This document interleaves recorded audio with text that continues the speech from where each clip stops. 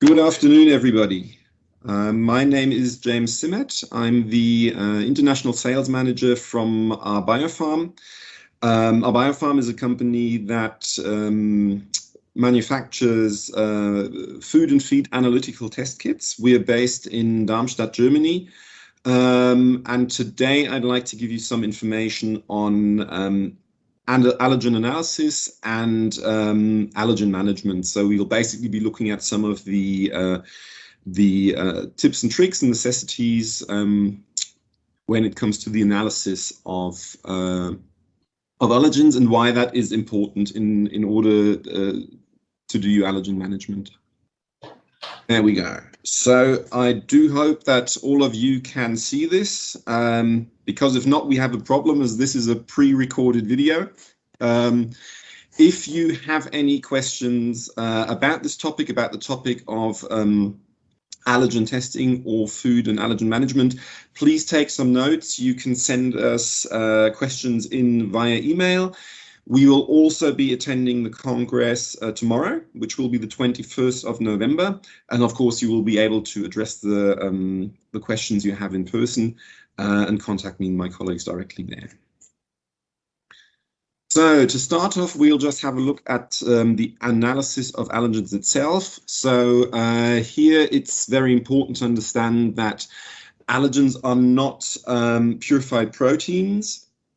So the allergenic substances which actually cause an allergic reaction and within the consumer are just part of an entity. So when we are looking for allergens in egg, for instance, we're not identifying a protein that covers egg entirely. For instance, we're not looking for a gene that identifies egg.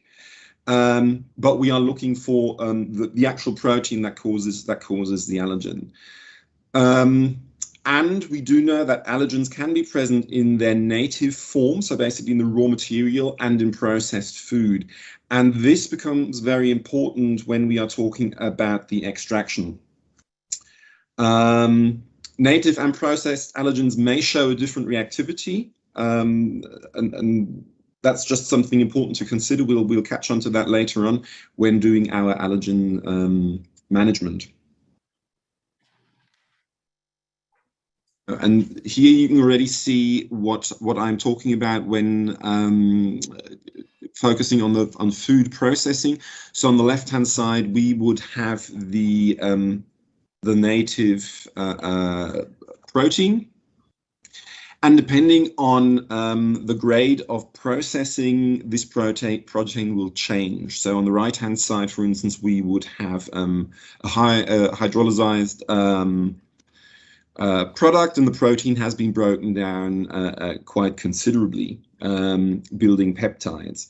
So as you can imagine, this already states a difficulty in itself. When it comes down to actually finding the protein that we are looking for by using test methods.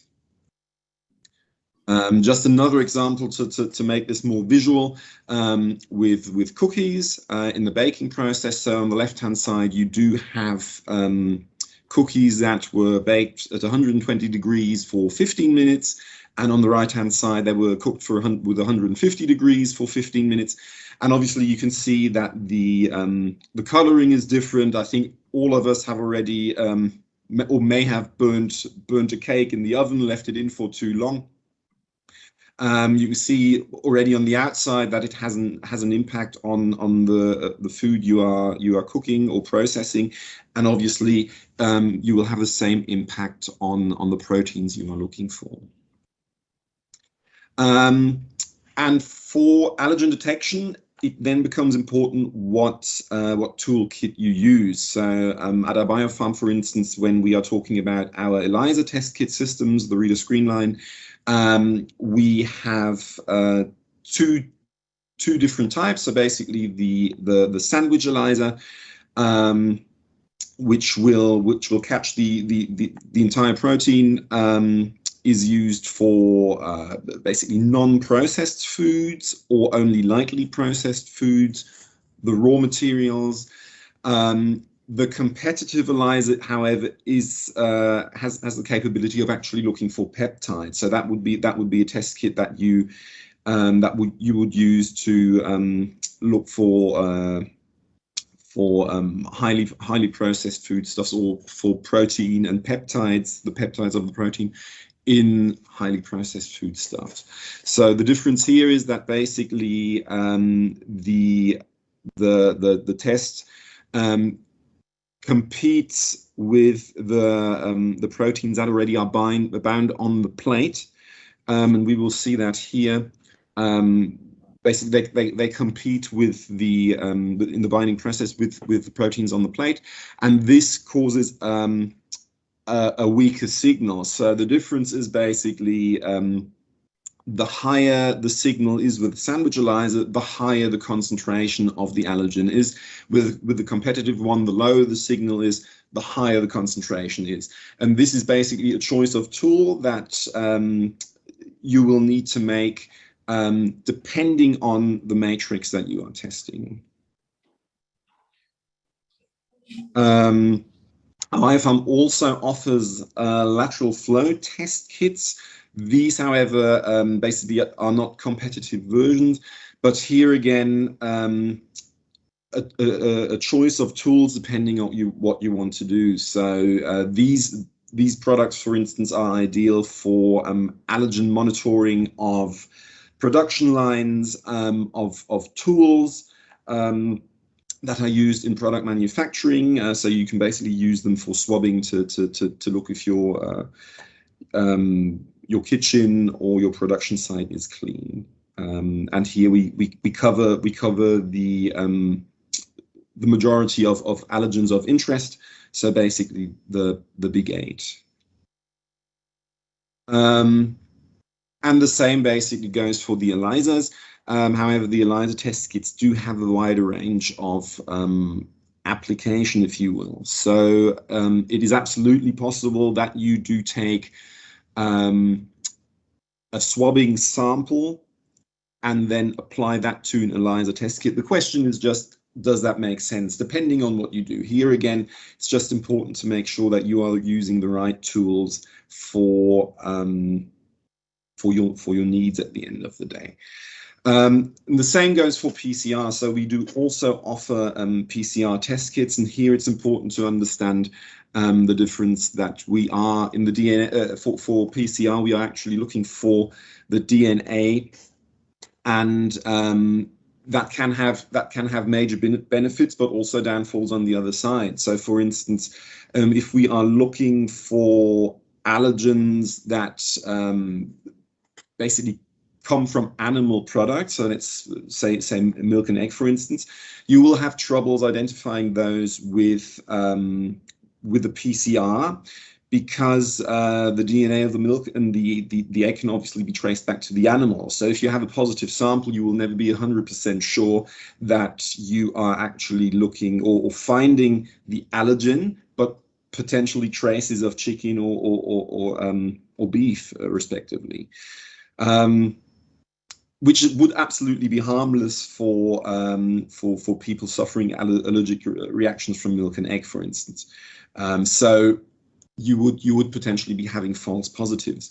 On the other hand, if we look at allergens like celery, celery has such a high cross-reactivity that it's so far not been possible to actually bring out an ELISA test that is specific for celery. In these cases, the PCR test kits would be your absolute go-to product, because it can really pinpoint the allergen that you are looking for. Okay, so now we'll have a look at principles of allergen management and just give some examples of how these can be applied, or which tools to use in your day-to-day process. So we've just already been through the 3 different types of products of choice. So the lateral flows, the ELISAs, and the PCR. And as I already mentioned, cleaning efficiency of the product lines, lateral flows would absolutely be your best option here. For product testing, you could use PCR or ELISA. What you'd also need to consider is what kind of results are important for you. Are qualitative results okay, where you are basically just looking for a yes and no answer, is an allergen present or not? Or would you be interested in getting quantitative results, so basically knowing how much allergen is present? Then you would go for PCR or the ELISA, for instance. And another thing to consider is the number of samples that you're running. So is the sample volume very low? It then again makes sense to go with the lateral flow test or with the ELISAs. Or if you are screening many samples, it may make more sense to apply the PCR and the ELISA, just because it saves you a lot of time. So for allergen management, we basically have this overview here of the different steps. So basically, obviously, we need to look at the raw material when it comes into the factory. Then we need to actually look at the manufacturing process, and in the end, at the laboratory, the trade, and the commercial kitchen. So these are the three sectors, I'd say, where it's important to make sure that no allergens are present. So for instance, if we look at the procurement of raw materials, it would be important to check, is there a certificate of analysis coming with the goods that I have purchased? So has my supplier already checked for allergens, and then what method have they used? And it might even make sense to like run a full quality control audit on the supplier where you source your materials from. Another option would be for you to actually test the allergens during delivery control, during the incoming goods control. Quite a similar aspect as you would do it for mycotoxins, for instance. Another part of allergen management could be that you are separating allergenic materials from non-allergenic raw materials, just in order to make sure that there's no cross-contamination between the materials. Another important thing to talk about is the labeling of allergens in this case. Where it can absolutely make sense to look at what choice of labeling you choose. So icons may be much more effective than wordings, because you may have the whole topic of translations issues. So if you are bringing in raw materials from importing them from a different country, it may be problematic if the allergen is only labeled in the language of the country that you have purchased it from. If icons are on the product, this is basically unilateral. Anybody will understand them. Another factor of cross-contamination is important. We've already touched on storage. Sorry. We do also get inquiries where people have tested garlic for peanut and say, yes, the test isn't working. There are false positive results for peanut in garlic. This is not the case. What actually happens very often is that there is already a cross-contamination on the field. So basically that the peanut has contaminated the garlic and is actually present in the garlic in the field, and this has then been transported to the production site. So in that case, it would not be a false positive, but a correct positive. But it is important to look at what raw materials can be contaminated already in the field. So in the manufacturing stage, there are also things that you can do. So basically the bundling of production processes, that you only produce allergenic produce in one go, and then basically switch the entire line, clean it, and then produce non-allergenic products. That will again prevent the risk of cross-contamination. Having completely separate production lines, so one production line only for allergenic material, another production line for non-allergenic material. And if you really, really want to take it to the extreme, you can also separate buildings. So you would have, for instance, a building that has a milk ban or an egg ban. So no raw materials containing milk or egg would be allowed into this building. However, it's important to consider, if you do this, that you will also, or it makes sense to have your lab outside of these buildings, because some test systems work with skimmed milk powder, for instance, which are used to boost signals. Skimmed milk powder wouldn't even be allowed in the lab if you are consequent with this concept. So those are things to consider. And obviously cleaning controls throughout manufacturing with swabbing, but you can also test your rinse water, basically after cleaning. Test the water itself and just see if allergens have been taken up in the cleaning process, and that is an indicator for you that the manufacturing site may still contain allergens or not. Okay, then in the final step, obviously we will have the quality assurance, and this can happen obviously at the stage where the final product comes out, so the quality control, but also at the end user site, if you like, or at the site where product and end user, the consumer, come together. So in the commercial kitchen, for instance, in a restaurant or in a canteen.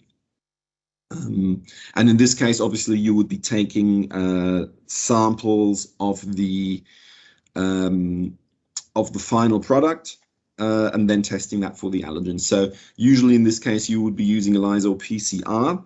However, if you are doing a commercial kitchen, it may also make sense to run a swabbing test of the surfaces and of the tools needed. So in a nutshell, it's just important to monitor the entire process from farm to fork. Now, we did mention cross-contamination happening on the field, so this is literally at the farm, but we should also look at the stages where the food and the consumer come together, as cross-contaminations can happen quite easily depending on the allergen. And in general, quality assurance in the food chain comes from standardizing manufacturing processes, and we've talked about that. Standardized food analysis, so which method do you use, and both of that obviously will bring together consumer safety.